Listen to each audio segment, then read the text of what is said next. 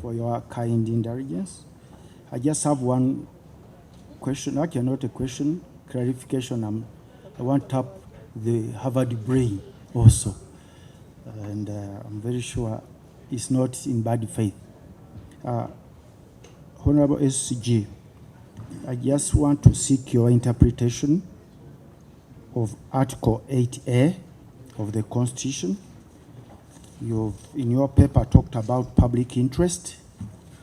I can just read it briefly. 8A, 8A, subsection 1 and 2, or clause 1 and 2.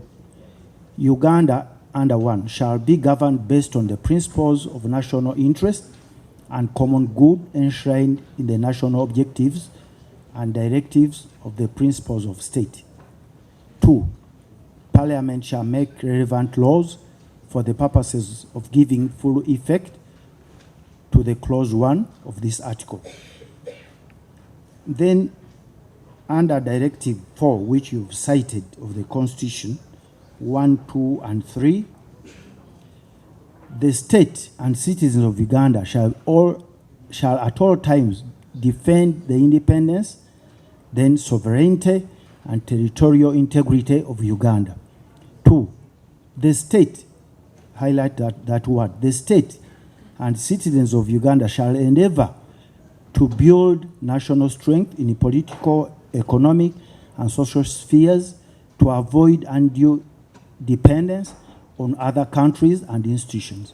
And 3, the state, again highlight the state, shall endeavor to mobilize, organize, and empower Ugandan people to build independent and sustainable foundation for the development of Uganda. In light of this bill, what is the role of the state? Because you said it should be thrown out. But under Article 8A, we have to make laws to ensure the protection of this interest. So what is the role of the state looking at this bill? Thank you. The Honorable Yusuf Nsibambi. To Honorable Nsibambi.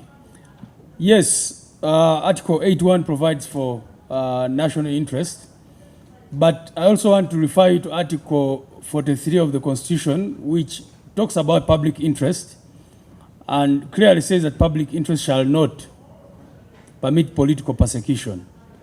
This bill intends, for all intents and purposes, to persecute the people of Uganda.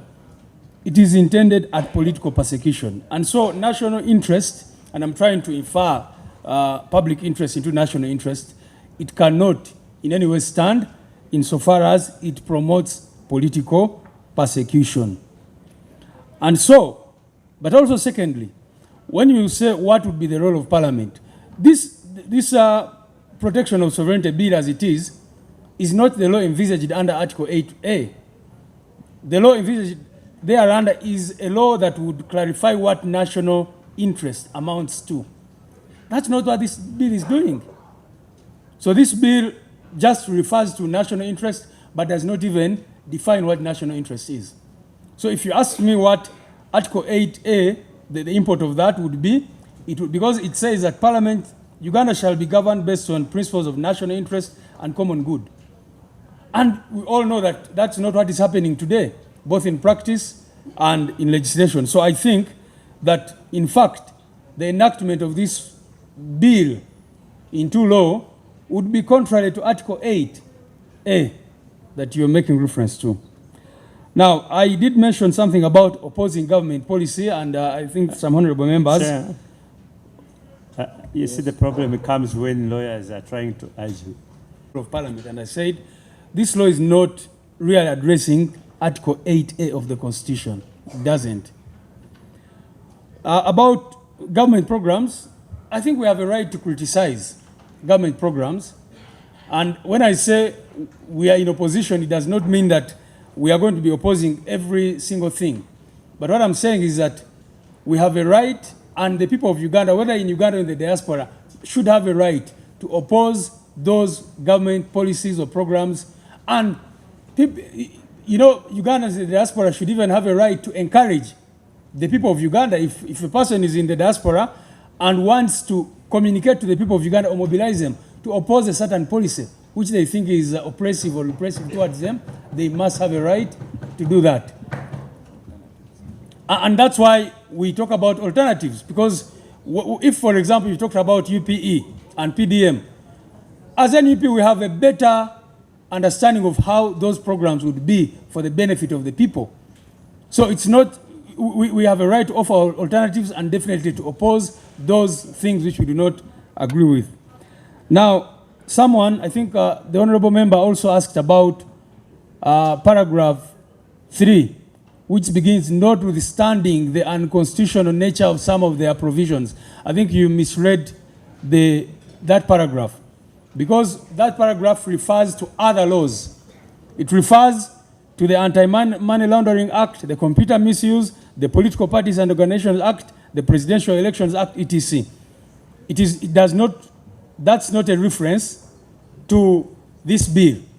That's why we say, notwithstanding the unconstitutional nature of some of their provisions, other laws that already address the defects purportedly identified, the bill include, and we give a list thereunder. So it's not that we are conceding that there are some provisions which are constitutional. No, not at all. The honorable member said, senior, talked about, his question is, what if the definition of foreigner is rectified? And my submission would be that it would require the withdrawal of this bill, because the entire objectives of this bill are based on the definition as it is stated. So it would probably require you to withdraw it and redraft.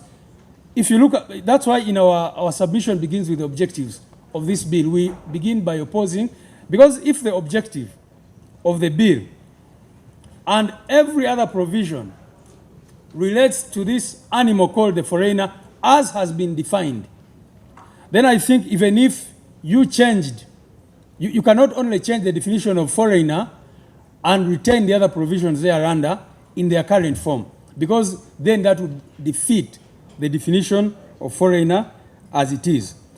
I hasten to add that the cardinal stated objective of this bill is to promote the sovereignty of the people of Uganda, but in fact it takes that away. This bill takes out the sovereignty of the people of Uganda in the objectives. So that's why I'm saying that the entire bill is based on this idea of the foreigner as has been currently defined. And I think if you wanted to change that definition of foreigner, it would require this bill to be withdrawn. They go back and do a good job. If they wanted to bring a law that promotes sovereignty and not tag it to what they have tagged it onto. So that's, and then you talk about constitutionality. Again, from the objectives, we are saying that right from the objectives throughout all the provisions, everything is really, really unconstitutional if you look at it. The broad, for example, Honorable, you know very well that in the Karamaji Andrew case, the Constitutional Court was very clear about provisions that are vague, that are so broad, and I think that has come through many other provisions, including the Kabaziguluka case. Now, we are saying that if you look at the several provisions of this bill, they are so broad, they are not specific. You cannot see what they are intending to address. They are trying to catch everybody and nobody. So that's why you cannot say that by changing the definition of foreigner, you would achieve constitutionality, in our humble opinion. Thank you, Right Honorable Secretary General of the National Interplatform. Now that he has even received a round of applause from the stakeholders, I hope that points that have come out so clearly